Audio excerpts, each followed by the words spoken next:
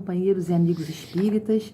É com muita satisfação que nos reunimos mais uma vez para nos debruçarmos sobre os ensinamentos do Cristo, para nossa melhoria interior, para nossa construção do homem novo.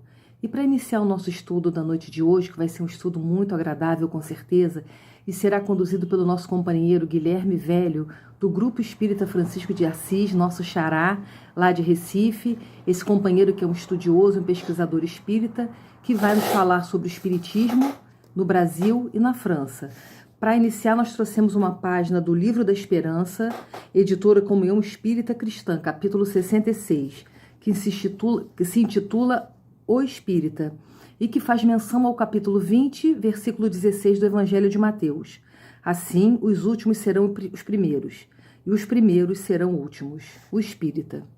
O Espírita, na prática da doutrina espírita, faz-se realmente conhecido através de características essenciais. Rende constante pleito de amor a Deus, começando na consciência. Considera a humanidade por sua própria família. Respeita no corpo de carne um santuário vivo em que lhe cabe sublimar.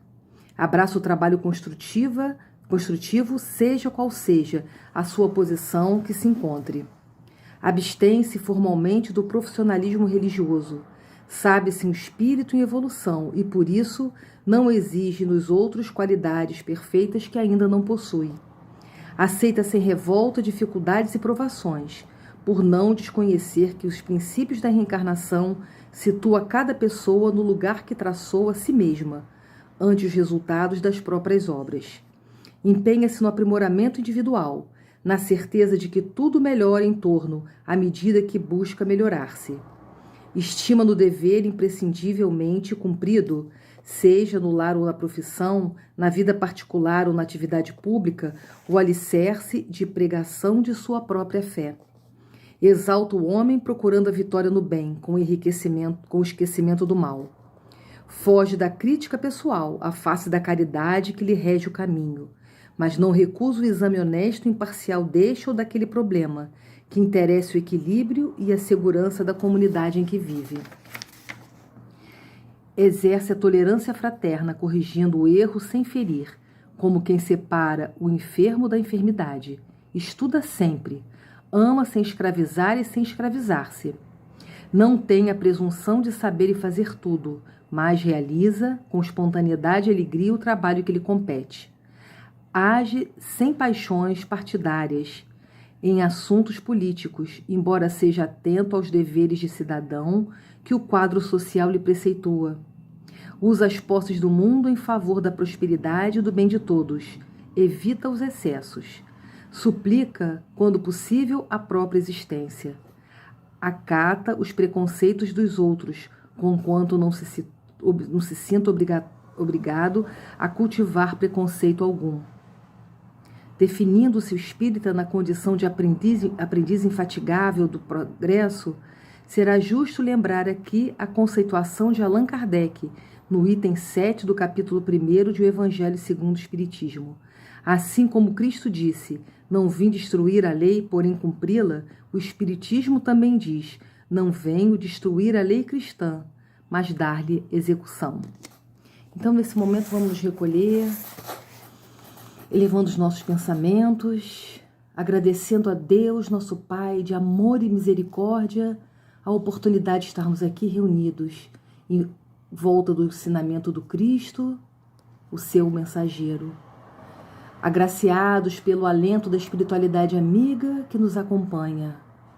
E rogar a Deus, nosso Pai, que continue envolvendo toda a humanidade, que nessa noite, tarde ou manhã, em que levamos o nosso pensamento para as reflexões que nos serão trazidas, que essas energias geradas por esses momentos de inspiração possam ser colhidos pela espiritualidade e levados a todos os corações que sofrem.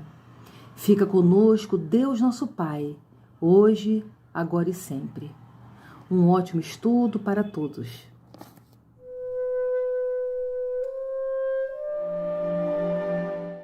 Meus queridos irmãos do Jefa de Niterói, meu nome é Guilherme Velho e é com muita alegria que a gente está aqui com vocês hoje para falar sobre o Espiritismo no Brasil e na França.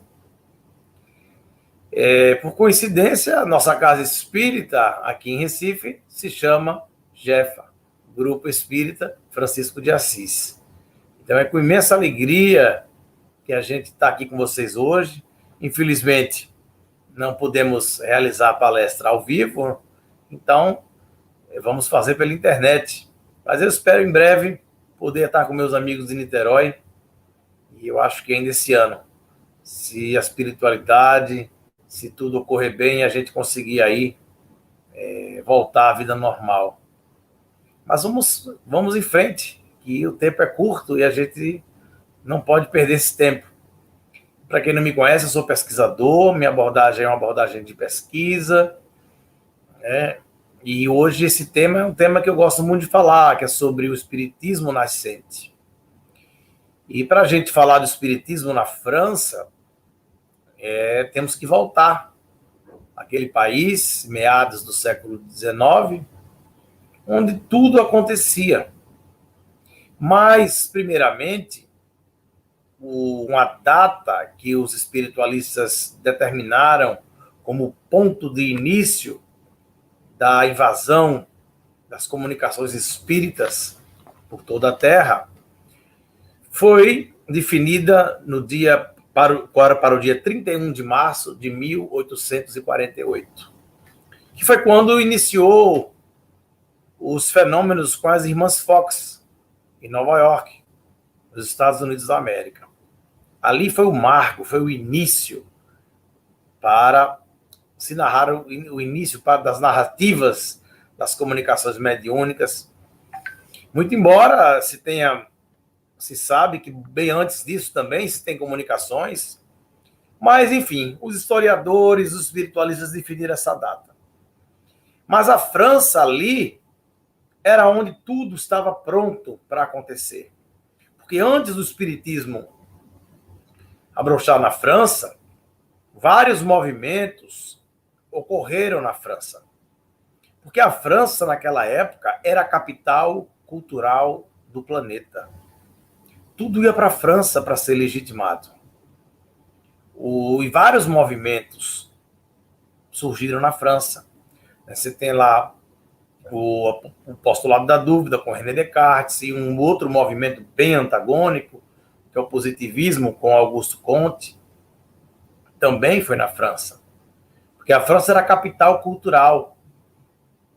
Era onde a mente brilhava. E o século XIX foi a base de construção para tudo que nós temos no século XXI. A gente olha e vê quanta coisa estava acontecendo ali na França. O Chopin teve que sair do seu país e foi morar na França. A França abrigava os despatriados. O próprio Karl Marx também foi morar na França. Porque a França, ela entendia os não compreendidos, porque era um país onde a cultura estava à frente do seu tempo. Até um congresso mundial para definir o metro, o quilo, como medidas universais, para que assim pudessem iniciar as exportações, também ocorreu na França. Até o nosso Santos Dumont, para legitimar o avião, teve que voar ali em Paris. Então a França realmente era o local onde o espiritismo teria que florescer. E foi lá que o espiritismo floresceu. Ali no Bojo, onde tudo estava acontecendo, aí surge mais um movimento, o espiritismo. Naquela época não tinha luz elétrica, então se iniciou ali as famosas mesas girantes e não se tinha televisão, não se tinha Big Brother, não se tinha novela, não se tinha nada para se fazer à noite. Então qualquer mesa que girava, que respondesse perguntas, era motivo para que os vizinhos se reunissem e ali faziam muitas noites de perguntas, de respostas, de diversão, na verdade. Se começou como uma diversão, porque eles não sabiam o que era aquilo, qual a gênese do fenômeno.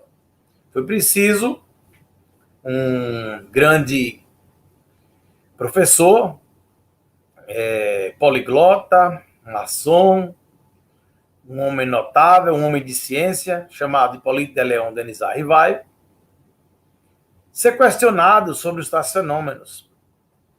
E falavam para ele que as mesas respondiam perguntas. Ele dizia, olha, não pode uma mesa responder pergunta porque uma mesa não tem cérebro. Então, ele relutou em ir ver o fenômeno. Após muita insistência, o senhor Rivail resolve ir. E ao chegar na casa do amigo e entrar e assistir pela primeira vez os tais fenômenos das mesas girantes, ele viu que ali se tratava de um fenômeno inteligente. Porque ele aplicou um axioma da ciência da época e que todo efeito tinha uma causa e que aquilo ali era um efeito, mas um efeito inteligente. Então ali teria que ter uma causa inteligente.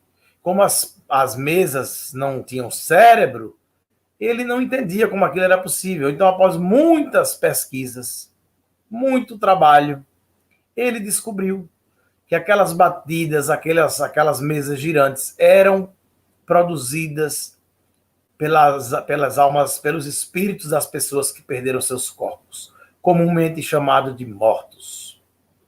Claro que nós estamos aqui fazendo um resumo, que nós temos apenas 40 minutos aqui, e a gente não vai poder abordar esse assunto, porque isso é um seminário que nós fazemos, de mais ou menos 2, 3 horas, e a gente vai resumir um pouco dessa história. Então, Kardec, ele foi muito grande no seu tempo, porque no meio de tantos intelectuais, tantas pessoas, ninguém podia supor que aqueles fenômenos eram produzidos por espíritos. Mas ele conseguiu. E ali ele começa a descobrir que existiam pessoas que tinham condições de entrar em contato com esses mortos, com esses espíritos. Então ele resolve depois colocar uma espécie de um lápis no pé de uma mesa, e ali o lápis respondia sim ou não. Depois tiveram a ideia de colocar a prancheta com o lápis, a prancheta também começou a escrever, até que alguém teve a ideia de pôr o lápis na mão do médium. E ali começou. E ali começou a construção da doutrina espírita. E durante essa construção, os espíritos revelaram ao senhor Rivail que ele tinha vivido naquela região, numa outra vida, muito tempo atrás, que era vegetariano, que amava ao Deus Esparté, que era reencarnacionista e se chamava Allan Kardec.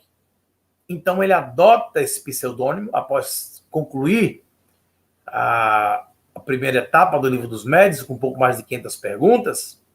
Ele adota o pseudônimo de Allan Kardec, para que as pessoas não comprassem os seus livros por conta dele, porque ele já era uma pessoa bastante conhecida na França. Então ele coloca o nome de Allan Kardec. E ali depois ele constrói mais 500 e poucas perguntas, consequentemente obteve 500 e poucas respostas, e ele amplia o Livro dos Médiuns. E o Livro dos Médiuns é uma obra simplesmente incrível, uma obra maravilhosa, que a gente hoje fazer palestras sobre o Livro dos Médiuns é muito fácil. Mas se vocês pararem para observar que naquela época não tinha luz elétrica, não tinha caneta Bic, era tudo ali no tinteiro, na peninha. E ele construiu uma obra daquela. Uma obra que ele sai do início dos mundos, o mundo vai, formação da Terra, Adão e Eva, sai citando, sai questionando aquilo ali tudo, vai lá até no incognoscível e questionar quem somos nós, da onde viemos, para onde vamos, o que acontece quando morremos, o que acontece com as penas futuras, se existe céu, se existe inferno. Então ele consegue ali elaborar perguntas que todas as filosofias sempre fizeram e nunca conseguiram obter respostas. Mas no Livro dos Espíritos a gente consegue entender, ler essas respostas, que são respostas lógicas. E você vê duas perguntas que eu acho assim, bem interessantes no Livro dos Médiuns, ou melhor, do Livro dos Espíritos, quando ele fala o que é o mal, e os espíritos respondem: o mal é tudo aquilo que vai de encontro às leis de Deus. Aí ele pergunta aos espíritos: e o que é o bem? O bem é tudo que está de acordo com as leis de Deus. Não satisfeito, Kardec pergunta: mas onde estão as leis de Deus? Porque as leis dos homens estão no Código Penal, o juiz lhe julga, o advogado está lá para lhe defender, lhe acusar. Mas e as leis de Deus estão aonde? Aí ele pergunta aos espíritos, e eles respondem: na consciência. Profundo conceito filosófico. Então veja a grandeza dessa obra. Depois, Kardec lança o Livro dos Médiuns. Outra obra também que veio trazer as técnicas de evocação. Livro dos Médiuns, Manual dos Evocadores. Algumas traduções colocaram o Manual dos Doutrinadores, porque aqui a Igreja Católica estava muito forte, e a coisa do evocar era proibido, então eles tiveram que mudar. Mas o original é lá, está lá escrito, Manual dos Doutrinadores. O Livro dos Médiuns, ele veio para ensinar os espíritas a evocar. Para isso que os Livros dos Médiuns veio. E para ensinar o que é mediunidade, né? Porque muita gente desenvolve a mediunidade, mas não estuda a mediunidade. E é importante para esse desenvolvimento a parte teórica. Antes de qualquer parte prática, em qualquer ciência, a gente estuda a parte teórica. E o Livro dos Médiuns é essa teoria, que é fundamental. Depois do Livro dos Médiuns, ele começa a lançar as revistas espíritas. Vários anos depois, ele lança o Evangelho segundo o Espiritismo.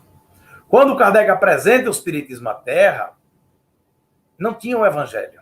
Ele não apresentou o Espiritismo com o Evangelho. O Evangelho veio depois. E ele só aproveitou a parte moral, porque a grande parte já tinha sido toda alterada, de acordo com o interesse das pessoas, dos tradutores traidores. Então ele só aproveita a parte moral do Evangelho. E aí, minha gente, o Espiritismo começa a invadir.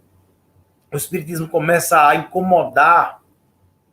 Os intelectuais começaram a se envolver com a doutrina, começaram a frequentar a Sociedade de Estudos, da Sociedade Parisiense de Estudos Espíritas. O Espiritismo, minha gente, impressionou grandes vultos da ciência. Dentre eles, Alexander Kizakov e o grande emérito personagem, o criador do personagem Sherlock Holmes, Arthur Conan Doyle. O interessante é que tem gente que pensa que esse homem existiu, né? O Sherlock Holmes. Mas Sherlock Holmes foi um personagem fictício criado por Arthur Conan Doyle. Médico. Demorou a aceitar o espiritismo. Ele assistiu uma palestra, ele se convenceu. E saiu viajando o mundo todo, já aposentado, pregando, levando o espiritismo a vários países da Europa, escreveu vários livros, e se tornou um dos maiores divulgadores espíritas de todos os tempos. Arthur Conan Doyle. O espiritismo, minha gente, estava incomodando tanto, que a Sociedade de Elétrica de Londres, ela contratou um dos maiores cientistas, ou o maior cientista do século XIX, para desmistificar o espiritismo, porque estava vendendo muito livro. Eles contrataram William Crookes, físico, químico, inventor dos raios catódicos da lâmpada fluorescente, e um dos maiores cérebros do século XIX. Ele foi pago para desmistificar o espiritismo. E durante muito tempo ele pesquisou uma médium de nome Florence Cook, que deitava na cama, e ali ela liberava o ectoplasma pelo nariz, pelo ouvido, pelos órgãos genitais. E ali se materializava um espírito belíssimo de nome Kate King, uma jovem de 17 para 18 anos. E ele conta no livro Fatos Espíritas que ele cortava um pedaço do vestido, ficava com um pedaço na mão e o pedaço regenerava. E ele tinha uma grande amiga que era médica, E ele falava para sua amiga que tinha contato com o espírito de uma mulher e que tinha um corpo e que tinha calor. A sua amiga médica disse: eu só acredito que você tem contato com um espírito que tem um corpo se eu puder fazer um exame ginecológico nela. Então ele combina com a sua amiga médica de quando o espírito de Kate King aparecesse, ele iria propor esse encontro. Quando o espírito de Kate King apareceu, ele falou da sua amiga médica. E para sua surpresa, o espírito disse para ele: por que você não me leva até ela? Ele conta que viajaram assim à noite uns 2 ou 3 quarteirões e que o espírito de Kate King era tão bonito, era tão belo que foi galanteado na rua por um passante. Você já pensou se eles soubessem que era uma defunta? E conta lá no livro que ela tirou a roupa, ela fez o exame de toque e pôde comprovar que era o espírito de uma mulher. Depois ela adentra no solo e desaparece. Isso poderia ser apenas uma história de ficção, mas é uma história contada pelo maior cientista do século XIX. Pelo menos um dos maiores, William Crookes. Então, minha gente, tá aí a história real. E ele precisava apresentar o trabalho na Sociedade Elétrica de Londres. Após tantos meses de trabalho, de estudo. E aí ele foi. A plateia repleta de cientistas. Ele começou seu discurso dizendo: já não vos digo que os fenômenos espíritas existem. Eles são reais. Porque ele que tinha sido pago para desmistificar o espiritismo, ele não só comprovava, como se dizia espírita convicto dos fatos. Incomodou o pessoal todo. Incomodou todo o pessoal todo. Muita gente. E aí, minha gente, muita gente não sabe, já que o espiritismo cresceu assim com tantos nomes da ciência, tantas personalidades, porque o espiritismo afundou na França, porque o espiritismo quase que desapareceu na França. E só existe espiritismo assim com volume no Brasil. Muita gente não sabe. A gente tem viajado em vários países, eu tive realizando palestras em 14 países, e em todos esses lugares que eu fui, eu só encontrei brasileiros dentro das casas espíritas.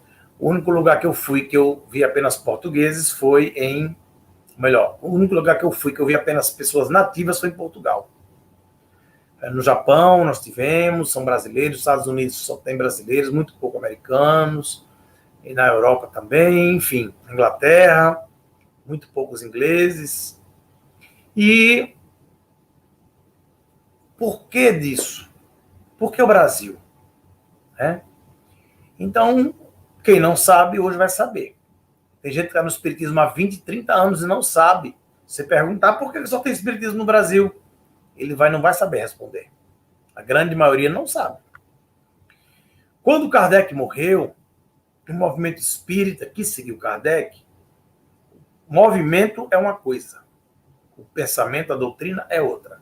O movimento que seguiu Kardec começou a espiritizar todos os fenômenos, a mediunizar todos os fenômenos, como se todos os fenômenos fossem produzidos por espíritos. Só que Kardec foi tão grande no tempo que lá atrás, ele ainda em vida, ele descobriu que existiam pessoas que produziam fenômenos sem o concurso de espíritos, sem a presença de espíritos. Que ele batiza de homem elétrico, palavra que o movimento espírita também esqueceu. Seriam os fenômenos anímicos, os fenômenos psíquicos que Kardec descobriu. Só que o movimento que seguiu Kardec não fez essa separação. Se mediunizou tudo, espiritizou tudo, como se tudo fosse produzido por espíritos. E hoje nós sabemos que nem todo fenômeno, nem toda paranormalidade é uma mediunidade, mas toda mediunidade é uma paranormalidade. Existem fenômenos sem concursos de espíritos, que são produzidos pelo chamado sensitivo, que foi uma palavra criada por um prêmio Nobel em Medicina e Fisiologia, em 1913, o fundador da metapsíquica, Charles Richer, para diferenciar o sensitivo do médium. E aí eles começam a descobrir aquelas pessoas que supostamente se diziam médiuns, eram nada mais nada menos que paranormais, do que sensitivos. E aí começaram a dizer que aqueles fenômenos atribuídos a espíritos nada mais eram do que fenômenos da mente, fenômenos produzidos por paranormais, por sensitivos, porque o movimento espiritizou tudo, mediunizou tudo. E a gente vai fazer aqui algumas observações para vocês entenderem. O fenômeno, ele pode ser um fenômeno apenas psíquico. Por exemplo, quem se lembra aqui na década de 70, um paranormal chamado Uri Geller. Ele colocava os talheres na frente da televisão. Não é da minha época, não. Eu sou de Xuxa para cá. Mas ele entortava os talheres. Ele produzia o fenômeno. Então, ali não tem espírito, é um fenômeno da mente. Os fenômenos de psicocinesia, eu conheci um indivíduo que ele pega um anel seu, ele bota a atenção da consciência no anel do seu avô, melhor dizendo, ele bota a atenção da consciência, ele vê seu avô, ele descreve seu avô, ele fala da personalidade, descreve a cor do cabelo. Ali não tem espírito. Ali é um fenômeno da mente. É um fenômeno psíquico. Tem um caso aqui em Recife, que eu sempre conto nas minhas palestras, que foi um rapaz que sempre viajava, um engenheiro que sempre viajava de Recife para Natal, de avião, ele tinha um emprego, ele sempre ia, e de repente a mãe liga para ele, preocupada, querendo saber onde é que ele estava, porque ela tinha visto um avião caindo, ele entrando no avião, muito fogo, ela sentia a quentura do fogo, sentia o cheiro do queimado, e queria saber onde é que o filho estava. E o filho disse: eu estou aqui na agência de viagem comprando a passagem aérea para ir para Natal. E ela pergunta: qual é a companhia aérea? Quando ele fala a companhia, ela diz: foi essa que eu vi no sonho. Não compre que você... Então ela viu, ela narrou tudo aquilo ali. Uma semana depois esse avião cai, minha gente. E era no dia que o rapaz ia viajar.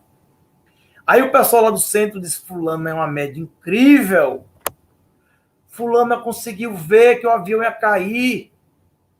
Adivinhou tudo, ela é uma média notável. Nós temos que tê-la aqui no centro, levar ela para a mediúnica. Aí eu fui pesquisar. E após algum tempo pesquisando, descobri que ela não era médium. Ela era uma sensitiva, ela era uma paranormal. Porque, como a gente pode diferenciar? Se fosse um fenômeno mediúnico, o espírito viria dizer a ela iria ouvir, ela iria sentir o espírito dizendo. Ela ia falar para ela: não diga a seu filho que não pega aquele avião, que ele corre perigo. Eu vejo isso. Então, ela ia sentir aquela comunicação. Só que não foi o que ocorreu. No caso, partiu dela, veio de dentro, foi ela que viu aquilo ali. Não foi nada exterior. Então, aquilo no estado de consciência alterada, a mente, ela vai na frente, vê aquilo acontecer e volta. Então, os chamados sonhos premonitórios. Então, esse fenômeno é um fenômeno real, existe, só que isso se tornou especialidade da parapsicologia. Tanto que alguns parapsicólogos mais fanáticos, porque nessa época surge a moderna parapsicologia com muita força na Europa, com Joseph Banksheim, e chegaram a dizer que o espiritismo era a doutrina do inconsciente, codificada de forma errada por Allan Kardec. Aí o espiritismo entra em declínio na Europa. Surge a moderna parapsicologia com muita força, surge o inconsciente com Freud, e o espiritismo quase que desaparece.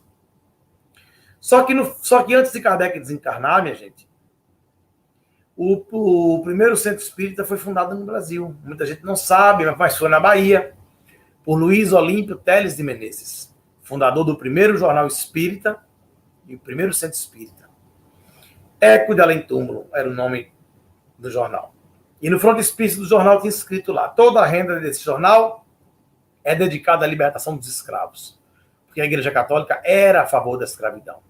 Aí vocês imaginam, tá aqui no Brasil a Igreja Católica como sendo a representante da verdade. Aí chega uma coisa chamada espiritismo, dizendo que os mortos podem se comunicar, que existe reencarnação e que tem um evangelho melhor do que esse aí, porque é segundo o espiritismo. Então veja que confusão que deu com a igreja. Muitos centros espíritas foram fechados, acusados de práticas demoníacas, apedrejados. Só que Luiz Olímpio Teles de Menezes pega o primeiro jornal e envia para Kardec na França. E na Revista Espírita, Kardec publica que o Espiritismo tinha chegado no Brasil. E se dizia muito feliz, porque o Espiritismo tinha atravessado o Atlântico, mas lá embaixo ele faz uma observação. Ele sentiu naquele jornal um conteúdo muito forte de religião. Kardec viu isso lá atrás. Ele fez essa observação, quase uma crítica. E, minha gente, e o que aconteceu? Aí o Espiritismo chega no Brasil, encontra aqui a prática mediúnica com nossos irmãos africanos e uma terra fértil, porque aqui nós tivemos um celeiro de grandes médios, eu poderia passar a palestra toda falando dos nomes, Chico, Bezerra de Menezes, Meimei, Peixotinho e tantos e tantos e tantos e tantos outros. E ali o Espiritismo encontra essa terra fértil para brotar, né? Foi combatido, e a gente sabe que na natureza tudo que é agredido na defesa se fortalece. Então o Espiritismo aqui cresceu. Então foram vários aspectos. A gente pode resumir para sintetizar para vocês. O Espiritismo ele desapareceu na França porque se mediunizou tudo, porque se espiritizou tudo, porque não seguiram o ensinamento de Kardec, que explicou, que mostrou que existiam os sensitivos, os chamados homoelétricos, fenômenos psíquicos ou anímicos. O movimento não fez separação. Surge a metapsíquica, com Charles Richer, estudando o inconsciente, estudando os fenômenos psíquicos. Aí chega a moderna parapsicologia com Joseph Banks Heine, e aí o Espiritismo entra em declínio. Porque se espiritizou tudo, se mediunizou tudo. E aí o Espiritismo, quando chega no Brasil, encontra esse imaginário religioso que não foi a proposta de Kardec. Kardec não quis fundar uma religião, Kardec não quis fundar um partido de crença. Mas nós temos que ter a humildade de reconhecer, nós pesquisadores, de que nós só temos espiritismo no Brasil porque foi dada essa conotação de religião à doutrina. Então isso foi positivo. Naquele momento, foi positivo. Temos que reconhecer isso. Mas é chegada a hora, minha gente, de nós resgatarmos o pensamento original de Allan Kardec. Que não foi de fundar uma religião, como eu disse, mas, na verdade, não é nem o pensamento de Kardec, o pensamento e a intenção dos espíritos, através de Allan Kardec. Os espíritos vieram à Terra para quê, minha gente? Para fundar um partido de crença, uma religião, um movimento religioso? Não. Os espíritos não vieram para isso. Os espíritos vieram à Terra trazer um conhecimento novo para a humanidade. Com novos conhecimentos, leis que os homens não conheciam. Tanto que no Evangelho segundo o Espiritismo, está lá no início, a aliança da ciência com a religião. Mais adiante, está escrito lá, o Espiritismo vê na descoberta científica a revelação das leis de Deus. Então, toda vez que o homem descobre uma lei da natureza que ele não conhecia, está descobrindo uma lei de Deus. Porque foi ali onde Deus esculpiu suas leis, na natureza. Então é importante a gente ver isso. Eu vou passar só um slide, pode passar aquele slide, para vocês verem como Kardec foi grande no seu tempo. Olha o que ele fala aqui, minha gente. As pessoas qualificadas de elétricas podem ser consideradas médiums? Aí os espíritos respondem. Essas pessoas tiram de si mesmas o fluido necessário à produção do fenômeno e podem operar sem o concurso de outros espíritos. Não são, portanto, médiums, no sentido que atribui essa palavra. Capítulo 4, livro 74, livro dos médiuns. Então veja, minha gente, como ele foi grande. E o movimento espírita não fez essa separação. Pode tirar. Então, a gente tem que entender isso aí. É lamentável que a doutrina é uma doutrina trina. O Espiritismo, ele e Kardec deixou bem claro que é uma doutrina filosófica, de fundamentação científica e consequências éticas morais. Essas consequências éticas morais é o porto de chegada. É para onde tudo vai. Vai um dia, não é a base. A base é a ciência. Conhecereis a verdade e ela vos libertará. Não mandou crer na verdade. Mandou conhecer a verdade. Em João 14,16, não vos deixarei órfão, vos mandarei o Espírito de verdade, que repetirá a coisa que já vos disse. Ficará convosco para sempre e será o vosso consolador. Esse consolador prometido por Jesus é o Espiritismo, que só consola porque esclarece. O consolo do Espiritismo não é ninar as almas choronas que estão no planeta, e sim iluminar as consciências. Mostrar as verdades espirituais que ficaram aí paradas nos atavismos religiosos. O Espiritismo veio para libertar a gente disso aí tudo. Tudo que está aí. E às vezes a gente... Porque nós somos oriundos das igrejas. Nós viemos das igrejas. E muitas vezes a gente vem da igreja que traz aquele imaginário do Jesus das igrejas. Aí você pergunta, mas é diferente? O Jesus espírita é diferente do Jesus das igrejas? Não é que seja diferente. Tem algumas diferenças. Nós é que não observamos ainda. Vamos ver algumas? Vamos lá. Porque as igrejas, elas seguem Jesus segundo a interpretação de Paulo de Tarso. Aquela coisa de mulher não fazer o cabelo, usar saia, tudo aquilo ali é Paulo. Não tem nada de Jesus. Então, para o católico protestante paulino, interpretado a partir de Paulo de Tarso, Jesus é nosso salvador pessoal. Ele veio para nos salvar do pecado original de Adão e Eva. O Espiritismo não ensina que Jesus é nosso salvador. Para nós, a morte de Jesus não representou absolutamente nada. O Espiritismo não se fundamenta na morte de Jesus. Porque, para nós espíritas, Jesus não é nosso salvador. Jesus é nosso mestre. A salvação somos nós que fazemos a cada dia, através da nossa reforma íntima, da nossa melhora como ser humano. Nós somos juízes e réus das nossas ações. Para os católicos, os protestantes, nós somos anjos decaídos. Para nós espíritas, nós não somos anjos decaídos. Nós somos deuses em construção. Temos uma origem divina e a Deus retornaremos. Somos lucigênitos. Não carregamos esse ícone da culpa, do pecado. Nós não carregamos isso. É interessante que essa coisa você vê nas próprias relações sexuais, quando muitas vezes as pessoas terminam, vão logo se lavar, né? Isso aí já é a cultura do pecado. Tem algo proibido, vamos se lavar. O que mais é? O pior que é mesmo. E nos povos hindus não tem esse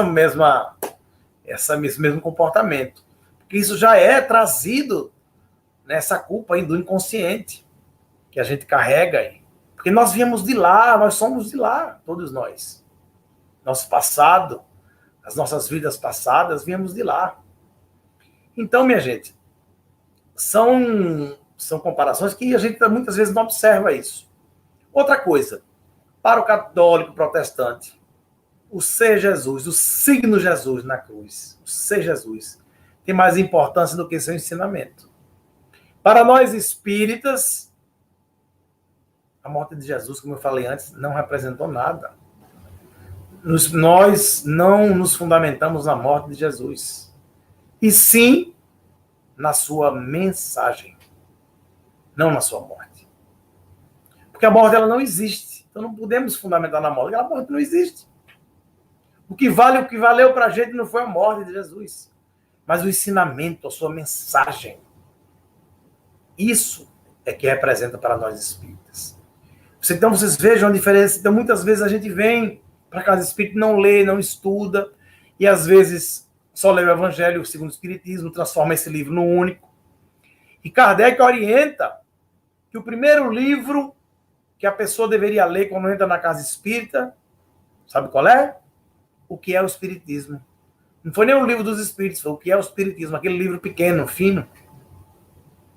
Porque se você chega à casa espírita e o primeiro livro que lhe dão é o Evangelho segundo o Espiritismo, o seu imaginário vai ser outro.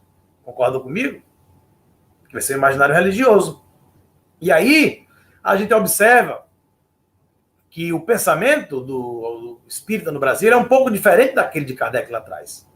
Você vê, a grande maioria das casas espíritas no Brasil tem nomes ligados à igreja, ou à religião. Centro Espírita, Jesus é nosso mestre. Centro Espírita, Deus e amor e caridade. Centro Espírita, Jesus e Salvador. Centro Espírita, Deus, luz e verdade. Lá na França, quando Kardec inaugurou, como foi? Sociedade Parisiense de Estudos Espíritas. Outra conotação, outro contexto. Então, Kardec não quis fundar religião, e Centro Espírita, minha gente, não é igreja. Centro Espírita é escola. Nós estamos na casa espírita para aprender essas verdades espirituais e, através do conhecimento, nós nos consolarmos. Através do conhecimento. Então, é muito importante a gente fazer essas observações. A doutrina, ela tem que ser, o espiritismo tem que ser abordado de forma trina. Temos que abordar o aspecto religioso, o aspecto filosófico e científico. Os três aspectos têm que ser abordados de forma igual, assim orientou Allan Kardec. Porque se nós tirarmos a abordagem científica, a abordagem de pesquisa da casa espírita, nós seremos mais uma religião. E o que faz o espiritismo ser diferente das religiões é justamente nós termos a abordagem científica, que faz com que nós estudemos, aprendemos, para depois vir a acreditar. Nossa fé não é uma fé cega, é uma fé raciocinada. Para ter a fé raciocinada é preciso usar a razão. E a razão só se usa através da ciência, da filosofia. Então não podemos ficar presos ao aspecto religioso apenas. Temos que abordar a doutrina assim como Allan Kardec ensinou. Né? Então são observações que são muito pertinentes na casa espírita que a gente não vê. Infelizmente, as poucas pessoas que estão produzindo a pesquisa, que estão abordando o espiritismo no aspecto científico, não são muito valorizados, não são muito reconhecidos. Você vê nos congressos, eles não convidam os pesquisadores, não convidam. Se você tem um discurso assim mais de religião, você é logo convidado, você vira logo famoso. Mas se a pessoa tem uma abordagem de pesquisa, não é reconhecido, não é valorizado, e praticamente eles não fazem nem questão. A gente até entende, porque a casa está repleta de dores, e falta o penso antes das dores. Faltam os pensadores. Eu não consigo fazer uma abordagem muito religiosa. Eu me identifiquei porque eu não entrei no espiritismo pela dor, eu entrei pela pesquisa, pela curiosidade. Até meus 15 anos era meio que ateu. Então, minhas abordagens, eu abordo os aspectos filosóficos, científicos, que eu me sinto mais à vontade. Eu acho muita responsabilidade você ali fazer um discurso de moral se você não viver aquilo após a palestra, se você não sair dali do centro e viver aquilo que você está pregando. É muita responsabilidade. Eu espero um dia fazer, mas ainda não me sinto preparado. Eu prefiro passar para vocês essas abordagens que eu tenho aprendido, tenho viajado. Eu tenho 2 livros publicados sobre psicografia. A gente tem feito pesquisa com vários médios de psicografia no Brasil, mais de 30 médios. Descobrimos médios fantásticos fazendo um trabalho digno na mediunidade com Jesus, mas também descobrimos muitas fraudes. E essas fraudes, as pessoas estão caindo, estão acreditando. E se a fraude, se as ilusões estão encontrando guarita nos corações das pessoas sofridas, isso é uma prova de que nós não estamos aprendendo espiritismo. Porque Kardec escreveu 2 capítulos orientando nós espíritas a agir diante da fraude, a não ser tolerante. Kardec não foi tolerante. Na pergunta 317, Kardec ele adota essa pergunta, põe no Livro dos Médiuns e determina que é um dever de todo espírito espiritualista, quando encontrar um médium fraudando, desmascará-lo publicamente. É a orientação de Kardec. Kardec foi duro, Kardec não foi tolerante com médios charlatães. E aqui no Brasil a gente não segue isso. Meu irmão, vamos entregar para a espiritualidade, vamos deixar isso para lá, essa é a tarefa deles. Não, essa é a tarefa nossa. Como o próprio Kardec fala, é na omissão dos bons que os maus prosperam. O mundo não é tão ruim quanto parece. É que o mal tem a ousadia para fazer o mal, enquanto o bom é tímido e acovardado. Então, minha gente, chegou a hora, nós somos os trabalhadores da última hora, é chegada a hora de tirarmos o Jesus da cruz e levarmos o Jesus para andar conosco no nosso dia a dia, tirarmos esse conhecimento espírita da casa espírita, levarmos para as escolas, para as universidades, para o nosso cotidiano, para nossas relações interpessoais. Eu tenho feito palestras espíritas fora do meio espírita. Estivemos na Universidade Internacional de Suzuka, no Japão, falamos sobre reencarnação durante um seminário de manhã e tarde, para centenas de japoneses, tudo com fone de ouvido, com tradução simultânea. Foi maravilhoso. Falamos na Universidade de Maui, também no Havaí, para os americanos. E eu só consigo adentrar em locais não espíritas quando eu trago a abordagem científica. Porque se eu levar uma abordagem apenas de crença, de religião, não vai ter, eles não vão querer. Não vai ter ressonância. Americano e europeu não quer mais religião. Eles não querem mais religião. Então o espiritismo não veio para ser uma religião, e sim o futuro das religiões. Então nós, minha gente, somos os trabalhadores da última hora. É chegada a hora, não dá mais para nós ficarmos na nossa timidez. Temos que sair e levar o espiritismo para todos os lugares. Eu quero agradecer a oportunidade do Jefa, espero estar aí com vocês pessoalmente, conhecer todos vocês. Quem quiser conhecer um pouco do meu trabalho, é só assinar o canal no YouTube, tá? Guilherme Velho, eu já nasci velho, né? Guilherme Velho, .oficial. Lá tem vários vídeos, várias entrevistas. Nós visitamos uma faculdade para a formação de médiuns na Inglaterra. Tem lá uma entrevista que demos 2 entrevistas para o programa do Amaury Júnior. Tem também o Museu das Almas do Purgatório, que é um museu que a Igreja Católica tem, escondido, que era um museu escondido, hoje está aberto, mas que era um museu que comprovava a comunicação entre os vivos e os mortos, dentro do CD da Igreja Católica. Vocês podem acessar lá no nosso canal. Assinem o canal, porque assim a gente pode divulgar mais esse conteúdo e levar o espiritismo para todas as pessoas. Como dizia Chico, o maior benefício que podemos fazer à doutrina espírita é a sua divulgação. Então tá aí, tá aí o recado. Podem assinar lá o canal e também o Instagram, velho.guilherme. Eu quero agradecer a todos e desejar, meus queridos amigos de Niterói, muita luz e muita paz.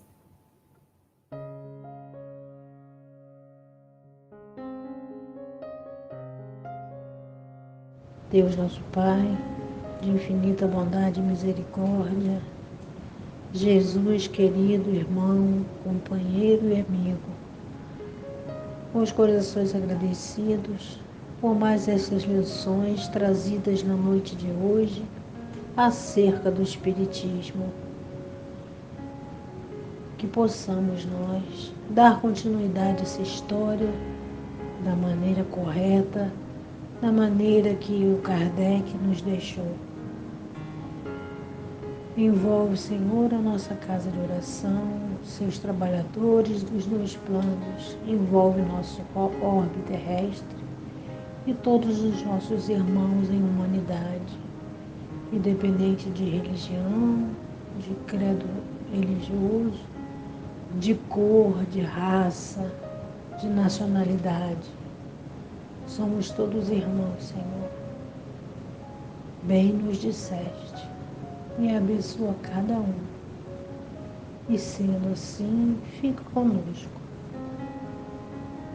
Mais uma vez, hoje e sempre, que assim possa ser.